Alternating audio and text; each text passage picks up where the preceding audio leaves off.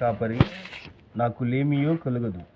ప్రచ్చిక గల చోట్ల నన్ను ఆయన పరుండజేయును చేయుచున్నాడు. శాంతికరమైన జలముల యొద్ద నన్ను నడిపించుచున్నాడు.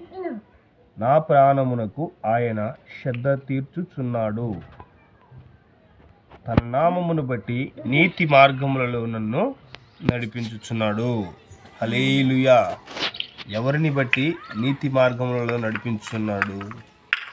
దేవుణ్ణి బట్టి. వాక్య ప్రకారం మనం ఎప్పుడైతే ఉంటామో ఆయన నామమును బట్టి మనం నీతిగా నడుస్తున్నాం.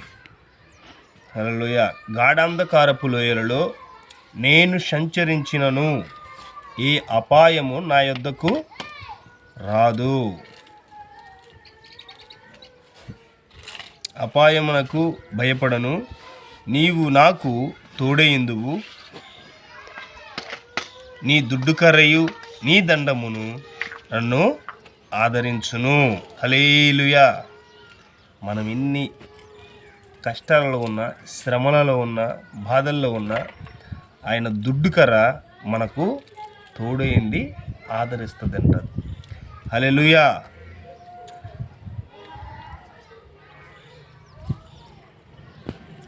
నా శత్రువుల ఎదుట నీవు నాకు భోజనము సిద్ధపరచదు పరచుచున్నావు. నూనెతో నా తల అంటియున్నావు. గిన్నె నిండి పొంగి పొర్లుచున్నది. హల్లెలూయా. మేము ఎప్పుడైతే దేవుని వాక్య ప్రకారం నడుచుకుంటామో మేము తినే ఆహారము గిన్నె నిండి పొంగి పొర్లుతుందంట. హల్లెలూయా. నేను బ్రతుకు దినములన్నీ కృపాక్షేమములే నా ఎంట వచ్చును. స్థిరకాలము యెహోవా మందిరములో నేను నివాసము చేసేదను. ఆమేన్. స్థిరకాలము జీవించినంత వరకు ఆయన మందిరంలో నివాసం చేస్తాం. రెండో రాకడలో తిరిగి లేస్తాం. పరలోక రాజ్యములో ఆయనతో పాటు తరతరాలు యుగయుగాలు జీవిస్తాం. అలాగే ప్రతి ఒక్కరూ ఎవరైనా దేవుని బైబిల్ ప్రకారం నడుచుకుంటూ వాక్య ప్రకారం నడిచి నీతి న్యాయములను బట్టి జీవిస్తే మనకు దేవుడు నిత్యము తోడైంటారు.